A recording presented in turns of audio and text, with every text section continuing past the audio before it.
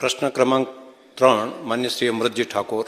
માન્ય અધ્યક્ષશ્રી, કાંકરેજ તાલુકાનું શિહોરી તાલુકા મથક છે અને વર્ષોથી લોકોની માગણી છે અહીંયા પિકઅપ સ્ટેન્ડ બસ સ્ટેન્ડ બનવું જોઈએ.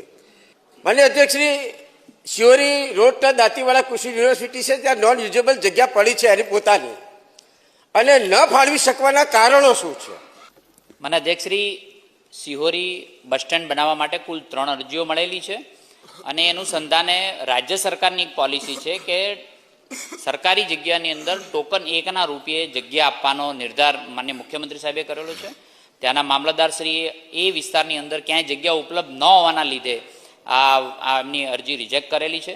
છતાં પણ અરજી અમે એક યુનિવર્સિટીની જગ્યા માટે માગણી કરેલી છે, રિજેક્ટ થઈ છે.